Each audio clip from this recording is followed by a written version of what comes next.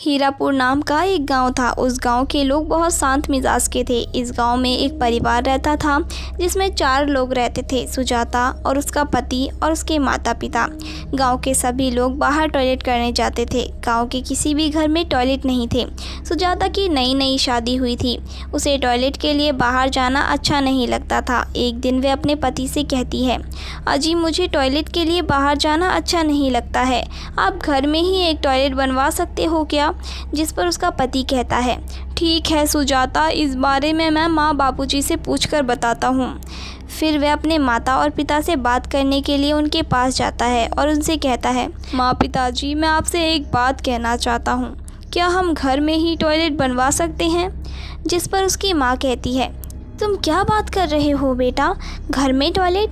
जिस घर में हम रहते हैं उस घर में हम टॉयलेट कैसे बनवा सकते हैं? मैं घर में टॉयलेट नहीं बनने दूंगी। टॉयलेट के लिए हमें बाहर ही जाना होगा। ये सुनकर सुजाता भी कुछ नहीं कहती है और चुपचाप वहीं खड़ी रहती है। एक दिन सुजाता टॉयलेट के लिए बाहर खेत में जाती है जहाँ कुछ लोग बैठे होते हैं, जो सुजाता को देखकर कहते हैं, अरे भाइयों देखो, ये कितनी सुंदर लड़की है।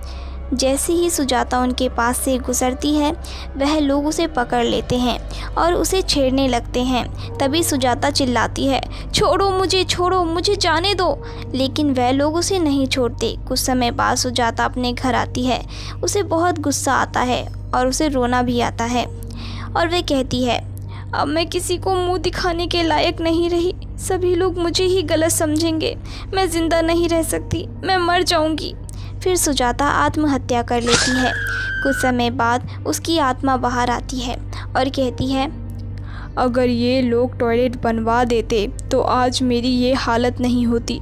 अब मैं इन सबको सबक सिखाऊंगी। फिर रात को वह चुड़ैल आवारा लड़कों की तलाश में निकल जाती है और उन्हें मार देती है। हर रोज़ एक मौत से तंग आकर एक दिन सभी गांव वाले इकट्ठा होते हैं। तभी एक आदमी कहता है, मैं तो कहता हूँ रामलाल कि हर एक आदमी के साथ उसकी पत्नी जानी चाहिए ताकि पता तो चले कि ये कर कौन रहा है। जिस पर वो कहता है, तुम सही कह रहे हो, पर क्या औरतें मानेंगी? जिस पर उसकी पत्नी कहती है, तुम कह तो ऐसे रहे हो जैसे तुम मेरी सारी बातें मानते हो। मैं तुमसे कितने सालों से बोलती हूँ कि एक टॉयलेट घर में बनवा दो, एक टॉयलेट तो तुमसे बनवाया नहीं जाता। जिस पर वह कहता है, अरे ठीक है, बनवा देंगे एक टॉयलेट। इसी तरह काफ़ी दिन बीत जाते हैं और सुजाता उन बदमाशों से बदला लेने के लिए, उन्हें सबक सिखाने के लिए उसी जंगल में जाती है जहाँ वह लोग बैठे होते हैं। तभी सुजाता अपना भेष बदल कर वहाँ पहुँचती है। एक सुंदर लड़की को देखकर वह आदमी कहता है, देख भाई कितनी सुंदर लड़की है, आज फिर से इतनी सुंदर लड़की मिल गई, अब इसे यहाँ से जाने मत देना। फिर वह चुड़ैल उनके पास से गुजरती है। तभी वह कहते हैं, ओए लड़की, कहाँ जा रही है? तू कहीं नहीं जा सकती।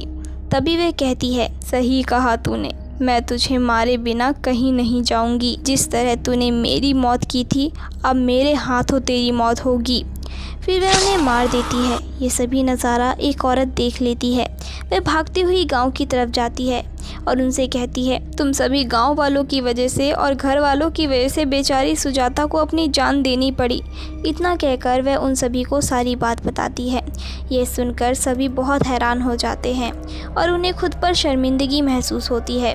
तभी गांव का मुखिया कहता है, अब हमें एक ठोस कदम उठाना होगा, वरना सुजाता की आत्मा को कभी मुक्ति नहीं मिलेगी। जिस पर एक आदमी कहता है, मेरे मुताबिक हम सभी को सुजाता से माफ़ी मांगनी चाहिए। क्या पता वह हम सभी को माफ़ कर दे और हमें कुछ ना कहे। तभी मुखिया कहता है, सुनो, तुम हमें उस जगह लेकर चलो जहाँ तुमने सुजाता की आत्मा को देखा था। चलो चलो, जल्दी चलो, वरना क्या पता सुजाता वहाँ से चली जाए और हम सभी उससे माफ़ी भी ना मांग पाए।